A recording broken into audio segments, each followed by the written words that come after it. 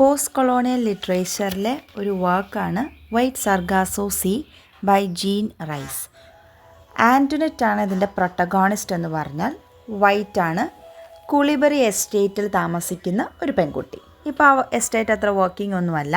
പിന്നെ ആൻ്റണറ്റ് മാത്രമല്ല, മദറുണ്ട് അനറ്റ്, പിന്നെ ബ്രദർ, ഒരു സിക്കി ബ്രദറാണ് പാരി. ഈ 3 പേരാണ് ആ ഒരു എസ്റ്റേറ്റിലുള്ളത്.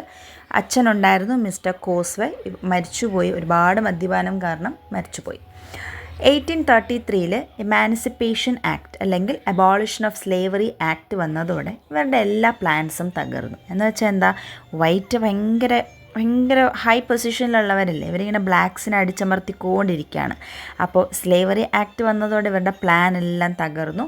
ബ്ലാക്സിന് ഫ്രീഡം കിട്ടി, വൈറ്റ്സിൻ്റെ പ്രൈഡെല്ലാം പോയി. അപ്പോൾ ഈ ആൻ്റണറ്റ് ചൈൽഡ്ഹുഡിൽ തന്നെ ഈ ഫൈറ്റ് എല്ലാം കണ്ടു വളർന്ന ആളാണ്. അനറ്റും ഒരു സിക്കി ബ്രദറിൻ്റെ കൂടെയാണ് താമസിക്കുന്നതെന്ന് പറഞ്ഞല്ലോ. അപ്പോൾ ഇവൾ യങ് ഏജിൽ തന്നെ ഒരു ഐസൊലേറ്റഡ് ലൈഫാണ് ഇങ്ങനെ ലീഡ് ചെയ്തുകൊണ്ടിരിക്കുന്നത്. അനറ്റിന് മെൻ്റൽ ഇൽനെസ് ഉണ്ട്. അപ്പോൾ ആൻ്റണറ്റിൻ്റെ കാര്യങ്ങളൊന്നും ടേക്ക് കെയർ ഒന്നും ചെയ്യത്തില്ല. എപ്പോഴും ബാൽക്കണിയിൽ ഇങ്ങനെ ഇരിക്കുകയാണ് ആൻ്റണറ്റ് ചെയ്യുന്നത്. അപ്പോൾ ഒരു ദിവസം പെട്ടെന്ന് അമ്മയെ കാണാനായിട്ട് കുറച്ച് ആൾക്കാർ വന്നു. അതിലൊരാളാണ് മിസ്റ്റർ മാൻസൺ. അപ്പോൾ ഊഹിക്കാമല്ലോ, ഇങ്ങനെ വിഡോ ആയിട്ടിരിക്കുന്ന അമ്മയെ കാണാൻ പെട്ടെന്ന് കുറച്ച് ആൾക്കാരൊക്കെ വരുവാണെങ്കിൽ എന്തിനായിരിക്കും, മാരേജിനായിരിക്കും അല്ലേ.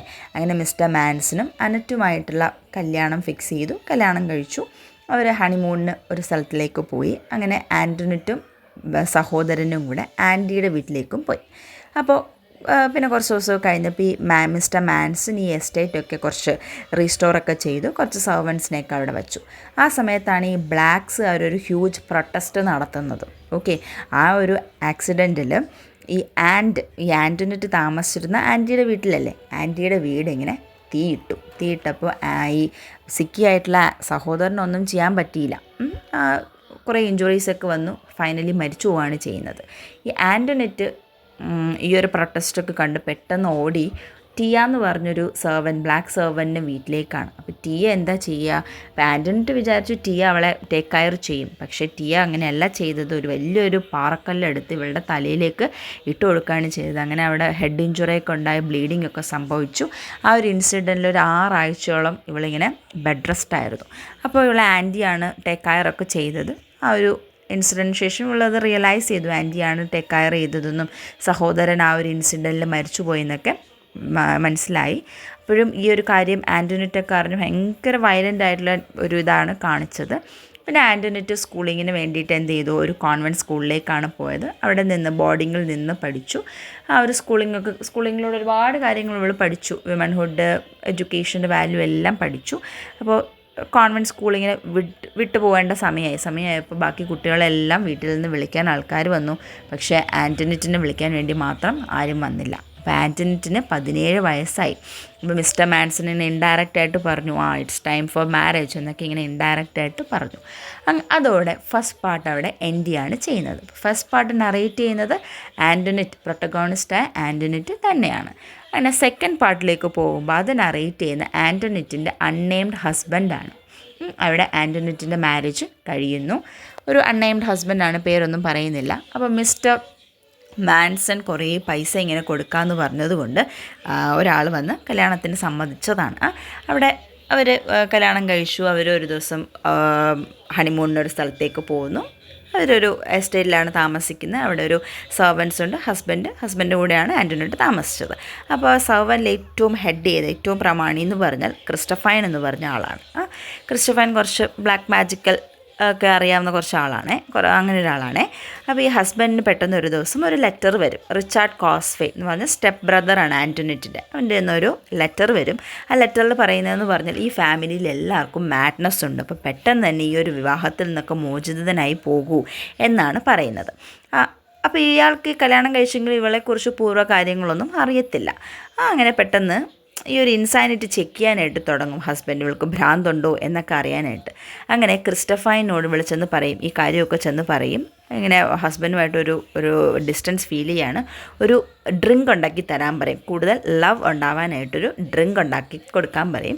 ക്രിസ്റ്റഫൻ അത് സമ്മതിക്കുന്നു, ഒരു ഡ്രിങ്കൊക്കെ ഉണ്ടാക്കി കൊടുക്കും. ഹസ്ബൻഡ് അത് കുടിക്കുകയും ചെയ്യും.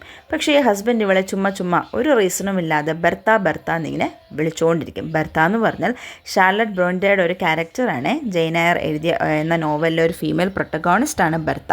അവളും ഇതേ സെയിം സിമിലാരിറ്റി ഇങ്ങനെ കാണിച്ചുകൊണ്ടിരിക്കും. ഇതേ സെയിം ഇൻസൈനിറ്റിയാണ് ഇവൾക്കുമുള്ളത്. അതുകൊണ്ട് ഇങ്ങനെ ചുമ്മാ ബർത്ത എന്ന് വിളിച്ചുകൊണ്ടിരിക്കും. അത് പക്ഷേ ആൻ്റണിറ്റിന് ഇഷ്ടമല്ല. അവർ തമ്മിൽ അങ്ങനെ വിളിക്കേണ്ട, സ്റ്റോപ്പ് കോളിങ് ദാറ്റ് എന്നൊക്കെ പറഞ്ഞ് ഇങ്ങനെ ആർഗ്യുമെൻറ്റ്സ് ഒക്കെ ഉണ്ടാവും. അങ്ങനെ അയാൾ വിചാരിക്കും ഈ സ്ഥലമൊക്കെ വിട്ട് എൻ്റെ സ്വന്തം നേറ്റീവ് പ്ലേസായ ഇംഗ്ലണ്ടിലേക്ക് തന്നെ പോകാമെന്ന് ഡിസൈഡ് ചെയ്യും. ആൻ്റണിറ്റുമായിട്ട് പെട്ടെന്ന് ഇംഗ്ലണ്ടിലേക്ക് മൂവ് ചെയ്യുമ്പോഴാണ് സെക്കൻഡ് പാർട്ട് എൻഡ് ചെയ്യുന്നത്. ഇനി തേർഡ് പാർട്ട് നറേറ്റ് ചെയ്യുന്ന ആൻ്റണിറ്റ് തന്നെയാണ്. ഇംഗ്ലണ്ടിൽ ഇരുന്നുകൊണ്ടാണ് നറേറ്റ് ചെയ്യുന്നത്. അപ്പോൾ ഹസ്ബൻഡ് നേറ്റീവ് പ്ലേസിലേക്ക് പോയി. അവിടെയും ആ ഒരു പ്ലേസിലും ഇവർക്ക് ഒരുപാട് സെർവൻസ് ഒക്കെ ഉണ്ടായിരുന്നു ഈ ആൻ്റണിറ്റിനെ നോക്കാനായിട്ട്. അങ്ങനെ അൺനെയിംഡ് ഹസ്ബൻഡ് എന്ത് ചെയ്തു, ഇവളെ ആ ഒരു വീടിൻ്റെ ഏറ്റവും ടോപ്പിൽ കൊണ്ടുപോയി പൂട്ടിയിടും. കാരണം മെൻ്റൽ ഇൽനെസ് ഒക്കെ ഉണ്ടല്ലോ, പൂട്ടിയിടും. പക്ഷേ ഒരു ദിവസം ആ ഒരു സ്റ്റെപ്പ് ബ്രദർ ഇവളെ കാണാനായിട്ട് വീണ്ടും വരും. കാണാനായിട്ടൊക്കെ വരുമ്പോൾ ഭയങ്കരമായ വയലൻ്റ് നേച്ചർ ഇങ്ങനെ കാണിക്കും. കത്തിയൊക്കെ എടുത്ത് ഇയാളെ കുത്താനൊക്കെ പോവും. പക്ഷേ ഇവളതൊന്നും ഓർമ്മയോടെ ചെയ്യുന്നതല്ല, ആ ഒരു മെൻ്റൽ ഇൽനെസ് കൊണ്ടിട്ട് ഇങ്ങനെ ചെയ്യുന്നതാണ്. അങ്ങനെ പെട്ടെന്ന് ഇവളൊരു ദിവസം ഒരു ഡ്രീം കാണും. ഈ ഒരു വീട് വലിയൊരു വീടാണല്ലോ, ആ വീട് മുഴുവനായിട്ട് എക്സ്പ്ലോർ ചെയ്യുന്ന പോലെ ഇങ്ങനെ ഇത് കാണും. ആ വീടിൻ്റെ കീ സ്റ്റീൽ ചെയ്ത് എടുത്തിട്ട് വീട് മൊത്തത്തിൽ എക്സ്പ്ലോർ ചെയ്യുന്ന പോലെ ഒരു ഡ്രീമാണ് ഇവൾ കാണുന്നത്. എന്നിട്ടോ വീടിന് തീ ഇടുന്ന പോലെയൊക്കെ ഇവൾക്ക് തോന്നും. അതെന്താ ഡ്രീമാണ് അല്ലേ, അപ്പോൾ അതൊക്കെ ഫീൽ ചെയ്യുന്നതാണ്. അപ്പോൾ അവൾ റിയലൈസ് ചെയ്യും ഇതൊക്കെ ഡ്രീമാണ്, ഞാൻ കാണുന്ന ഡ്രീമാണെന്ന്. പക്ഷേ ഈ ഒരു നോവൽ എൻഡ് ചെയ്യുന്നത് എങ്ങനെയാണെന്ന് വെച്ചാൽ, ഒരു വലിയ പാലസിൽ നിന്നും ആ ഒരു സ്റ്റെയർ കൈസിലൂടെ ഇറങ്ങി വരുന്ന ആൻ്റണിറ്റ്, പക്ഷേ കയ്യിലോ ഒരു ക്യാൻഡിൽ സ്റ്റിക്ക് ഹോൾഡ് ചെയ്തിട്ടാണ് ആൻ്റണിറ്റ് അവിടെ നിന്ന് ഇറങ്ങി വരുന്നത്. അവിടെ വെച്ചാണ് ഈ ഒരു സ്റ്റോറി എൻഡ് ചെയ്യുന്നത്.